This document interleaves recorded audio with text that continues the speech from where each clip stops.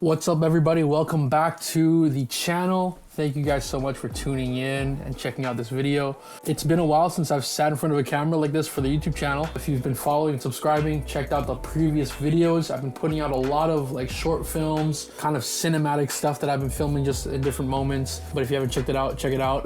I figured I would come on, make a video just about our kind of behind the scenes of our home online setup for our church services. Now, I'm here in Canada, and if you guys are not aware, things have been pretty rough lately. We've been locked down for the past couple weeks, and I think we'll be locked down for at least another 2 more Sundays. And honestly, who knows if that's even gonna get better after that. So we've been doing church from home because the restrictions are that churches are closed. We're not able to gather with anyone outside of our household. So that literally just cancels out the opportunity that we have to be in church and be with our team and pre-record stuff and record at the church. So we've been here before, I think over the holidays, where we just did all of our services from here at the house. And we did all of our recordings. Because of that, we've invested in a lot of different gear, equipment, just to make it a good experience, a smooth experience, even for us doing the stream. It's just me and my dad. I figured I'd show you guys a little bit of the behind the scenes, and maybe it'll help you guys as well for your own live streams, for your own church services. And honestly, I hope it does. That's kind of the inspiration behind this. I'll say it throughout the video, but I'll put as much links as I can to different items and different gears and different softwares, whatever, that you guys can check out for your own services. Now, I want to say very quickly that this is just our setup, okay? This is gear that we've accumulated over the years. This is stuff that the church owns, and some of our personal gear as well. Some of it might be a little bit expensive, out of the budget range. So I mentioned this throughout the video as well, that I'll put in some links to some budget alternatives as well. But anyways, I hope you guys enjoy it. Roll the intro. I'm just kidding, I don't have an intro yet. We'll work on it though.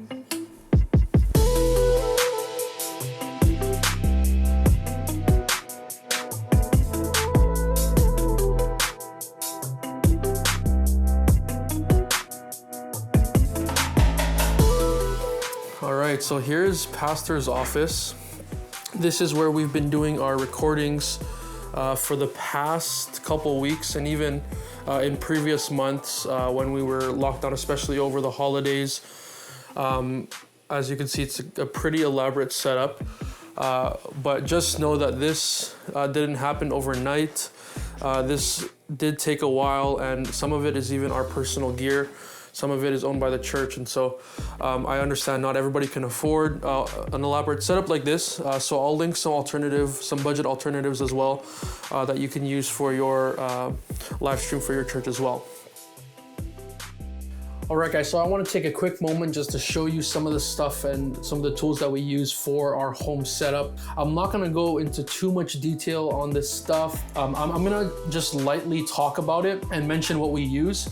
And then I'm also gonna just mention some alternatives that are good for those who don't have the budget for some of this gear. So that way you guys can also get access to some of these tools. Technology has really advanced over the years. And so even though there's a lot of expensive tech out there, there is also the other side of the budget that is just as capable, just as good. I'll talk about a few aspects, and these are kind of the main things and the main components that I believe you will need. Okay, so the main thing that is running this entire setup is a 2020 MacBook Pro. Okay, this is Pastor's personal computer. We just use it when we're streaming from home in order to get our stream out there because it has the right specs. This is a bit of a maxed out version, but I'm gonna throw in another section of the video some of the specs that I think you'll need minimum in order to have a smooth running live stream. And it's not a whole lot, to be honest. I think you need at least like 8 gigabytes of RAM and like an SSD or something like that. But it's very easy to get a really good laptop for a good price. And honestly, if for your church, it's something you'd probably want to invest in anyways. So if you have the budget, try and look at that. I'll try and put some some options down below, but there's a ton out there that you can just do some research, look up the particular specs, and you'll find a ton of different laptops from Apple, HP, all different brands, Windows, software that can be available as well. Now the MacBook runs the entire system, and it's attached to a 27-inch Dell external monitor. But the bigger screen allows us to have more space to navigate and put the software so that we can operate the live stream as well. And that's kind of encouraged too, especially if the laptop you get is a smaller one, like a 13-inch or something like that. Getting an external monitor will be really helpful, but it's not really necessary. You could still run it just from the laptop. Now, another alternative, if you're not able to get a laptop, most of you probably have it already in your pocket, and that's an iPhone, okay? If you're not able to afford a laptop to run the stream, you could actually live stream straight from your phone, and a lot of people do it. Most of the smartphones have great image quality already. The only thing is that you'll need to buy a lot more accessories, but iPhone is definitely a capable option as well, because you can directly live stream onto Facebook, YouTube, whatever software. Obviously you won't have the complex like Ecamm or OBS, but you do have the basic simple stuff that maybe is all you need, right? Just to get the word out there. Honestly, you don't need to make it super complicated, especially if you can't afford it. Use what you got, as what I mentioned earlier. Use what you can and what you have available to you. And honestly, that will already be enough, to be honest, at least now, until you eventually save up and are able to upgrade and level that up. The next thing is the video camera. Okay, we use a professional camera for our streams here at home, and again, this is this pastor's personal equipment, but right now we're streaming with a Sony a7R III, and he's had this camera for a couple years now. We've used it for a lot of different media stuff, promotions at the church, and he's been so gracious to lend it to us to use for all kinds of different events and whatnot. The next thing that you'll need is some kind of audio source. If you're using the phone and maybe you don't have an audience, which is us right now, the church is completely closed. It doesn't matter where you put your camera or your phone, then you wouldn't necessarily need, or it's not really a necessity to have a microphone. Because you can just have the phone there in front of you. You don't have to worry about how it looks because there's no one there to watch it in person. And the phone mics can pick up pretty good as long as it's pretty close by. Or even with your camera, you can just buy like a small mic. There's the Rode Video Micro, I believe is what it's called. I'll put the link down below for that. But that's a really good, cheap option for professional cameras as well. And it gives great quality for your streams. What we use here is this Rode Link. It's a wireless lav mic. It attaches to the top of the camera, and the other part attaches to Pastor. So it'll have the mic here, and then it'll just attach to the side. It's a little bit expensive, so if you can't afford it, there are a ton of options for wireless lav mics as well. You can get them even as cheap as $80, $90 over on Amazon.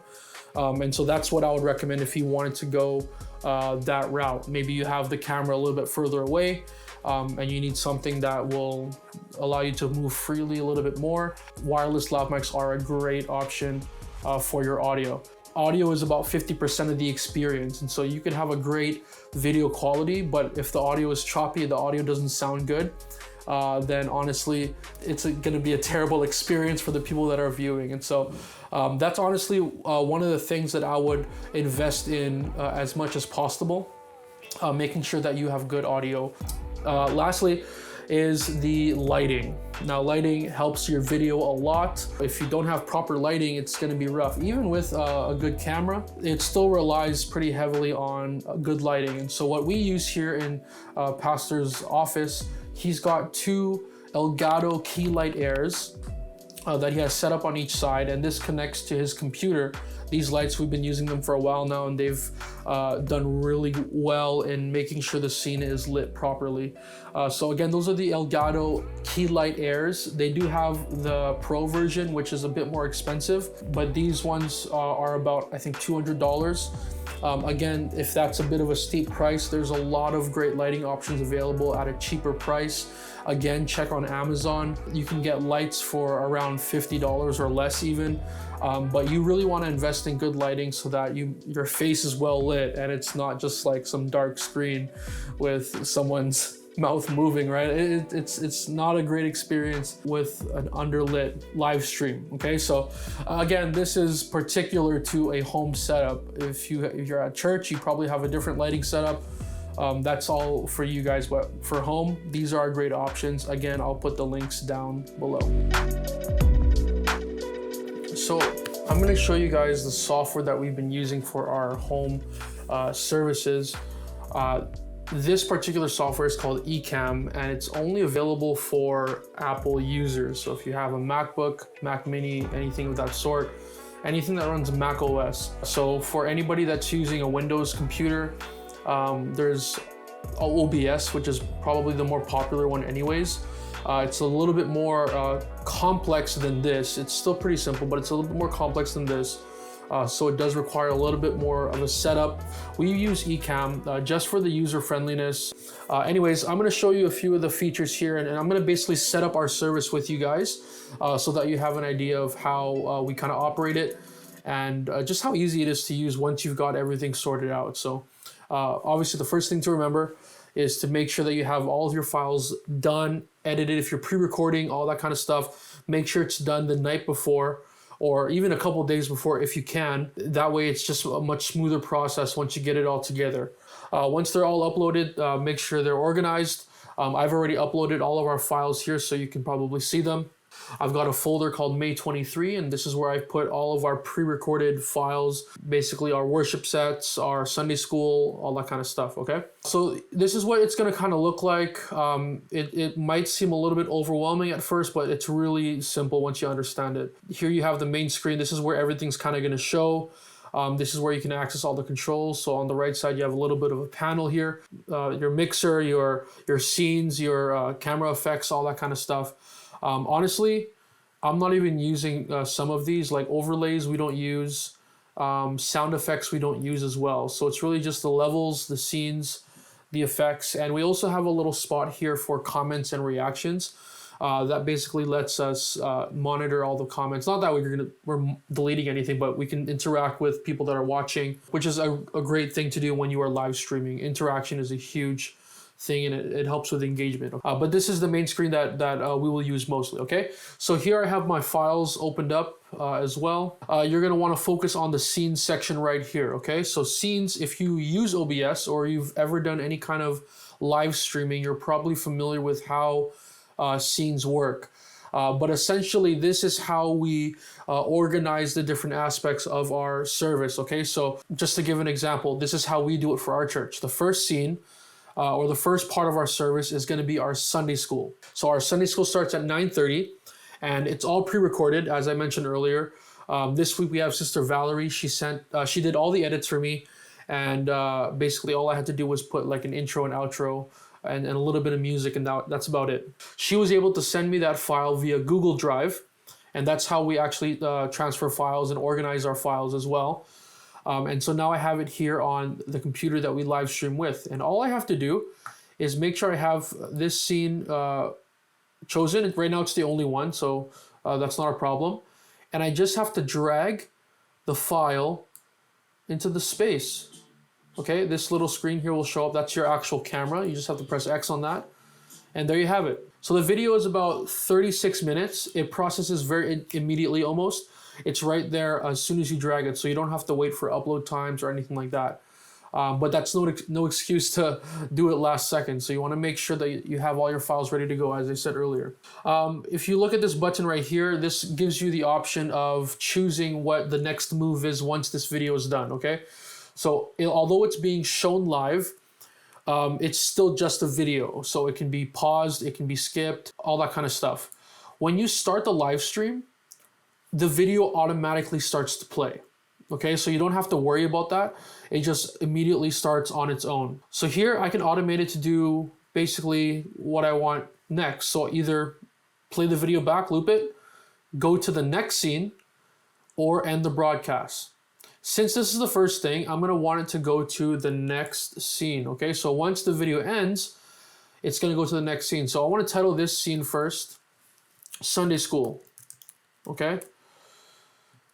And then I'm gonna add a new scene, which is gonna be the next part of our service. And for us, that's gonna be the MC. So this is the part where we have our MC. Right now, it's just our pastor, but he's gonna come on basically, and he's gonna give some announcements. He's gonna talk about some stuff that's going on in the church, give a little bit of an encouragement. I'll actually open up the camera here. There, you guys should, so you can see the top of my head right now. This will be fixed up easier, and normally pastor would be standing in this space directly at the camera.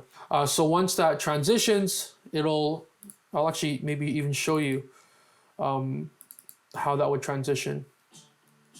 All right, so you have Sunday School playing. I'm gonna skip to the end. The last couple seconds here, the last 10 seconds, it's gonna finish. And then once it's done, it's going to transition directly to the next scene. And this is where pastor would start talking and giving the announcements and all that kind of stuff, okay? So after that, I'll have to add the next scene, which would be our song set, okay? So that's the worship set. And for this one, we have another file as well. And all of these are pre-recorded, okay? So these are all worship sets that we've done over the past year. Right now, because we can't gather in the church, we can't get our team together, we can't do any pre-recordings because we don't have the proper equipment. We have to pull services from the previous weeks, and we're very fortunate to have this. I know a lot of churches don't have this opportunity or don't have this ability to grab from their previous services because they're not recording or they're not live streaming. Just to let you guys know, like, our church just started live streaming when the pandemic started last year. So we've honestly been taking this whole year to learn, and we're still learning stuff. We're still trying to fine tune it.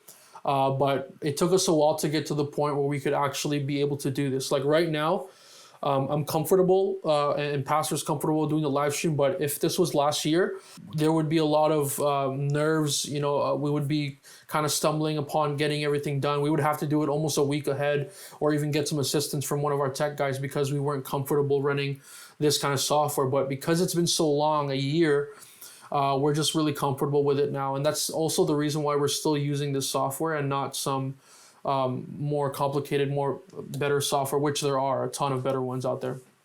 But for all the churches out there, if you do get into live streaming, I highly encourage you to also record your services. Most live streaming features, like even this this software here, allows you to record and it'll save the file on your computer or wherever you choose to save it. Might be Dropbox, Google Drive, some kind of cloud service or external storage, whatever. It's just good to have, right? We don't just record for the sake of reusing it down the road. We also save it for copyright reasons. Maybe there's an issue, we can pull up a service and make sure our bases are covered. There's a lot of reasons and a lot of good reasons to record and save your services. So I would encourage everybody, all churches, if you can, save your services. It'll help you in the long run. For the past couple weeks, like I said, we've been pulling pre-recorded, and so I have one here right now. We've been basically just pulling from previous services and cutting out the worship aspect and using that right now for our services. So again, I'll just drag that in, get rid of this other screen, and there it is, okay? And because it's taking from our live stream, it has already the licensing for the music that we're performing. It also has the lyrics for every song because we do that already on our live streams. So it's just a really easy way to have that for your home setup. And that's what this video is about, just focusing on having a home setup for your church online. The purpose of this video is just to kind of show you what we have set up and what was possible and what's possible for you as well. And just to find better ways to elevate your online experience from your home. You don't need to have all the fancy gear. You don't need to have all the setups at your church building. You can do it right from home as long as you have the right equipment. You have the computer, which, by the way, I'll throw some specs somewhere here. The minimum specs that you would need for a computer to live stream something like this. And I'll put, of course, some links as well down below so that you guys can check that out for yourself. Okay, so that is basically the worship set, right? Again, I'll automate it so that it goes to the next scene, okay?